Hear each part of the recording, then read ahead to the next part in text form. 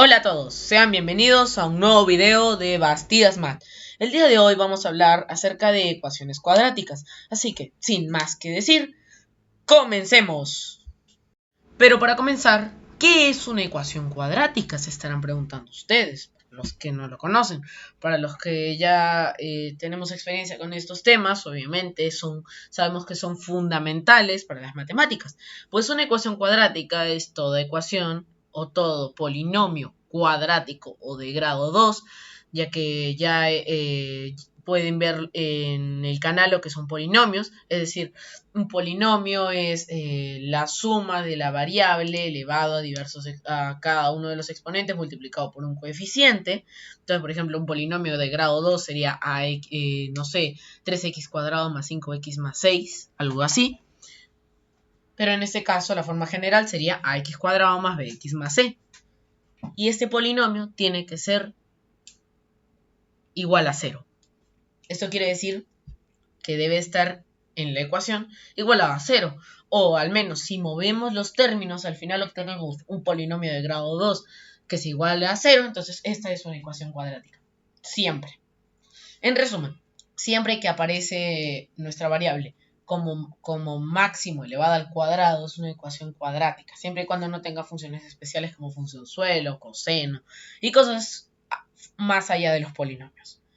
Ahora, recordemos otra cosa importante, que si tiene la forma general ax cuadrado más bx más c igual a 0, debe, para empezar, a ser diferente de 0. Porque si es igual, pues, que cambia. O sea, vamos a terminar teniendo un polinomio de grado 2, perdón, de grado 1. Y a fin de cuentas eso ya no es una ecuación de segundo grado. Ahora que ya sabemos qué es una ecuación cuadrática, vamos a ver cuáles son los tres métodos de resolución. El primer método lo conocemos como factorización y justamente va a ser uno de los temas de una de las clases del curso de álgebra para el tema de polinomios. Pero bueno, la factorización es una de las formas más antiguas de resolver ecuaciones cuadráticas. Ya los babilonios, hace más de 4000 años, utilizaban métodos similares para encontrar soluciones a problemas prácticos, aunque claro, que ellos también incluyeron formas de resolver ecuaciones cuadráticas como el completar el binomio al cuadrado, que lo vamos a ver más adelante. Y aproximadamente esto fue entre el 1800 al 1600 a.C.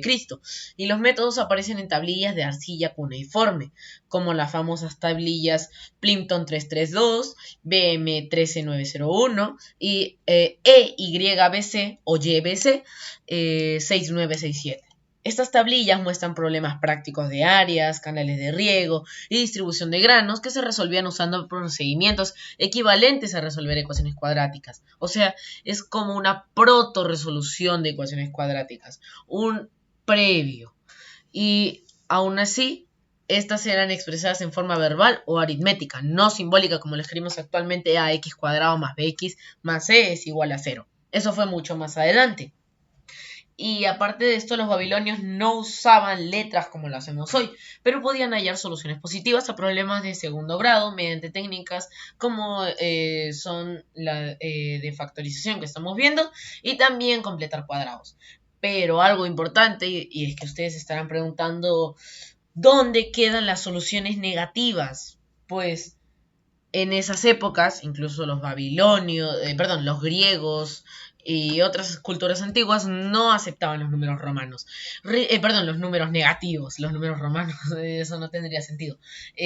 A partir de la Edad Media, con matemáticos como Al-Khwarizmi, Bhaskara, entre muchos otros más como Aryabhata, empezaron a admitir a los números negativos. Y a partir de aquí es que ya se pudo entender completamente una ecuación cuadrática. Recordemos que Bhaskara fue el que creó la famosa fórmula de las ecuaciones cuadráticas que vamos a ver más adelante.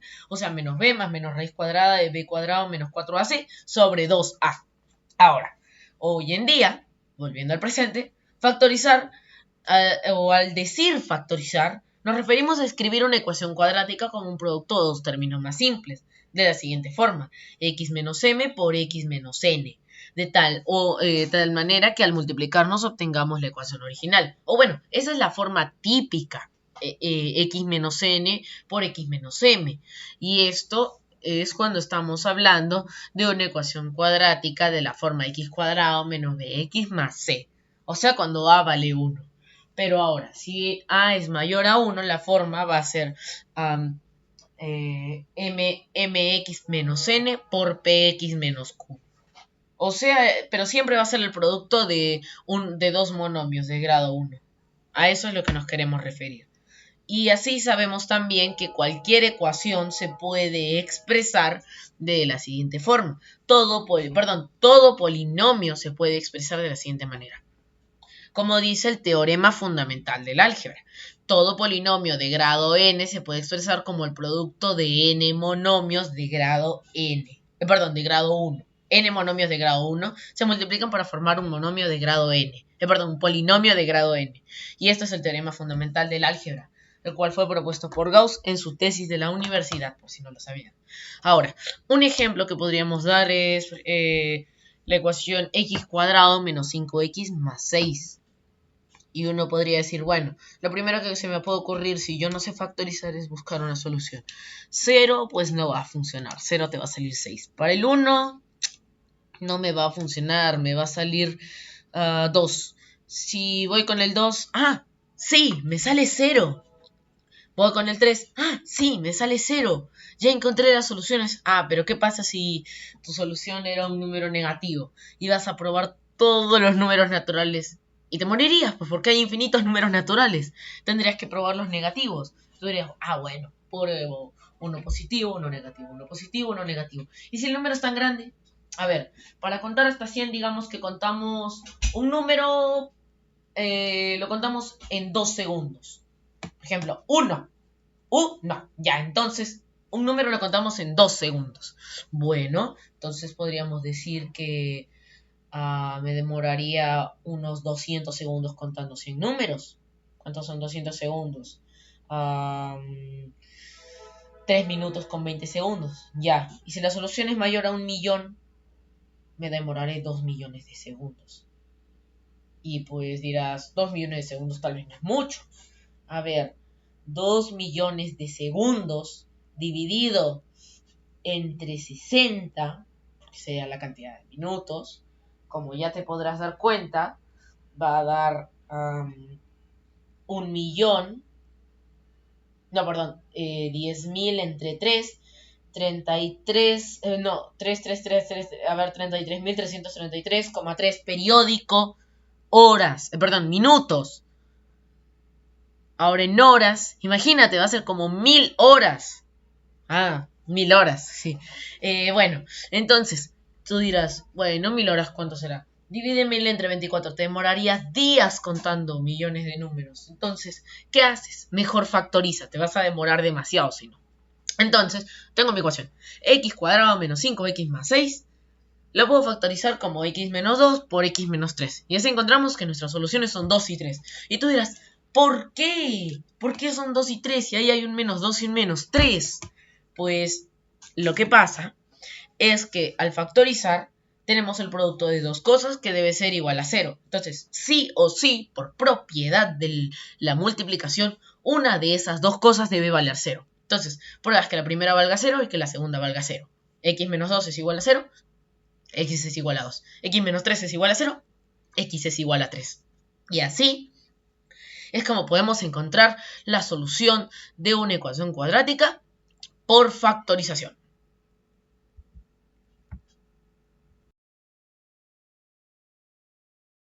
Otro método importante para poder resolver ecuaciones cuadráticas es el completar el binomio al cuadrado. Y este método es igual que el anterior, como ya les mencioné, usado desde la antigüedad, incluso por matemáticos griegos y árabes para resolver las ecuaciones cuadráticas. Y dentro de estos matemáticos podemos mencionar a Euclides, alrededor del 300 a.C., el cual estudiaba problemas de áreas y de proporciones, que como ya se imaginarán, esto siempre termina conduciendo a ecuaciones cuadráticas. Y justamente en su obra Los Elementos, Euclides describió métodos geométricos equivalentes a completar el cuadrado utilizando rectángulos y cuadrados para hallar longitudes desconocidos. Esto porque ellos no consideraban claramente las soluciones negativas, porque con métodos geométricos, al menos sin utilizar el plano cartesiano no podemos hallar una solución geométrica. Así de simple. Y algo importante es que los matemáticos griegos siempre hacían esto de forma geométrica, no de forma algebraica. Los verdaderos matemáticos algebraicos fueron los árabes en la Edad Media, entre los siglos 9 y 11, como es el mismísimo Al-Khwarizmi, entre el 780 al 850 después de Cristo. Y estos matemáticos árabes fueron los que sistematizaron la resolución de ecuaciones cuadráticas. Y se preguntarán, ¿por qué solamente los árabes? Porque estamos hablando de la Edad Media. Y entre los que más se conservó todo lo que era el conocimiento, recordemos que fue en los árabes. Porque en gran parte toda Europa era, en su mayoría, se le podría decir así de alguna manera, estaba bajo el mando de la iglesia, porque el hombre estaba dictaminado por lo que le decía la iglesia. Recordemos que era una época teocentrista, donde Dios es el centro de todo. Luego ya vino el humanismo y vino el Renacimiento y todo lo demás, pero estamos en la Edad Media. Entonces, Al-Khwarizmi, en su libro Al-Kitab al-Mukhtasar fi Hisab al-Haber wal-Mukabala, el compendio sobre cálculo por completación y balance, describió métodos equivalentes a completar el cuadrado. Pero claro, de una manera verbal y con ejemplos numéricos, como ya hemos mencionado. Él también clasificaba ecuaciones cuadráticas en tipos y daba ciertas reglas para hallar soluciones positivas, utilizando lo que hoy en día llamamos completar al cuadrado. Ahora se preguntarán, después de tanto contexto histórico, ¿cómo completamos el cuadrado entonces? Bueno, volvamos a nuestra ecuación clásica. X al cuadrado más 6x menos 5 es igual a 0. Bueno, yo diré, bueno, voy a escribir el binomio al cuadrado, x más 3 al cuadrado. X más 3 al cuadrado, ¿cuánto es? Ah, es x al cuadrado más 6x más 9. Y ahí es donde todo se va. Porque decimos 9. ¿Por qué 9? Podría haber sido más simple si hubiera... ¿Por qué 9? Hubiera sido más simple si hubiera un 5. Pero lamentablemente 3 al cuadrado no es 5. Es 9. Y por eso es que le llamamos completar el cuadrado. Porque restamos 4 en este caso. O sea, x más 3 al cuadrado menos 4 es igual a 0. Ahora ustedes dirán, ¿qué podemos hacer? Pues aquí tenemos dos variaciones. Podemos o utilizar la identidad de diferencia de cuadrados, o sea, a cuadrado menos b cuadrado es igual a a más b por a menos b, pero ese no va a ser el camino que seguiremos, sino el otro camino. Vamos a pasar el 4 sumando, o vamos a sumar a ambos lados el 4, que sería lo más correcto de mencionar. Entonces tendríamos que x más 3 al cuadrado es 4. Sacamos raíz cuadrada, pero bueno, técnicamente vemos qué valores elevados al cuadrado nos dan 4, porque sacar raíz cuadrada es sacar valor absoluto. Así que bueno, x más 3 tiene que ser más menos 2.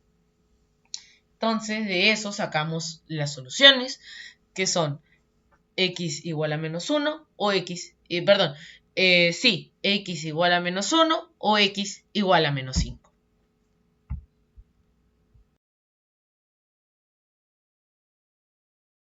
Y ahora llegamos a la parte final del video, la fórmula de Bhaskara, el método más eficiente para poder resolver una ecuación cuadrática.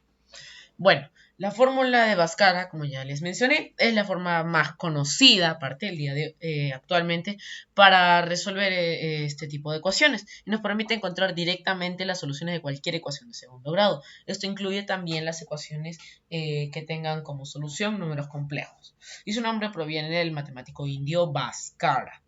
Así es, los matemáticos árabes e indios fueron los más importantes durante la Edad Media. El matemático indio Bhaskara II, quien vivió en el siglo XII, entre los años 1114 al 1185 después de Cristo, es decir, en la Edad Media, como están viendo, y desarrolló métodos precisos para resolver ecuaciones cuadráticas en su obra Lilavati.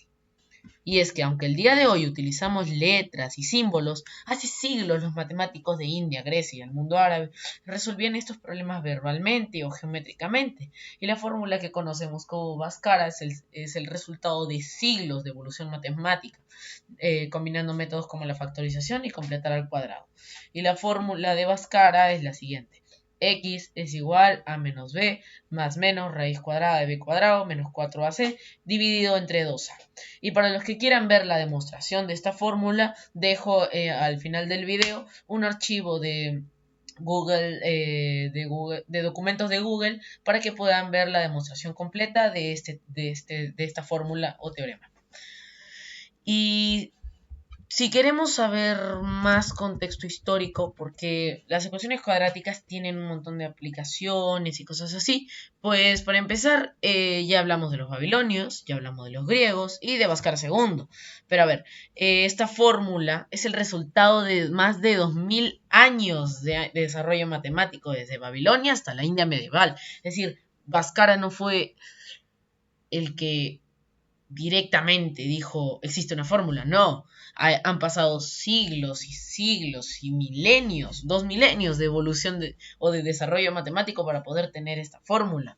Pero ahora se preguntarán, ¿y sí, qué más puedo saber, por ejemplo, del contexto histórico de las ecuaciones cuadráticas? Porque, bueno, en lo personal considero que conocer el contexto histórico de cada tema te ayuda a entender mejor las cosas. Por ejemplo, si estás estudiando matemática en la geometría, puede ser que tal vez te resulte conveniente entender mejor así con la obra de los elementos y con la historia de la obra de los elementos. Y, por ejemplo, hablando de ecuaciones cuadráticas, tenemos a los egipcios con el papiro de Rin, el papiro más importante para las matemáticas. A ver, ¿qué más tenemos? También la obra que ya les mencioné de Al-Khwarizmi, Al-Kitab al-Mukhtasar fi Hisab al-Haber o al-Muqabala. Y luego tenemos en la Europa medieval y renacentista que claramente llegaron justamente estos métodos de los árabes y claro de los indios. Pero y si quiero saber ahora que sé resolver ecuaciones cuadráticas, ¿qué aplicaciones tienen? Pues bueno, hay gran cantidad de aplicaciones. Pero ya volviendo al tema de la fórmula de Bhaskara, antes de mencionarle las aplicaciones, tenemos que conocer la fórmula, si no, ¿de qué sirve saber tanto contexto histórico? Pues la fórmula es la siguiente, la que están viendo en la pantalla desde hace rato, que es que x para la ecuación de x cuadrado más bx más c igual a 0, en tal caso x es igual a menos b más menos raíz cuadrada de b cuadrado menos ac, b cuadrado menos 4ac dividido entre 2a todo.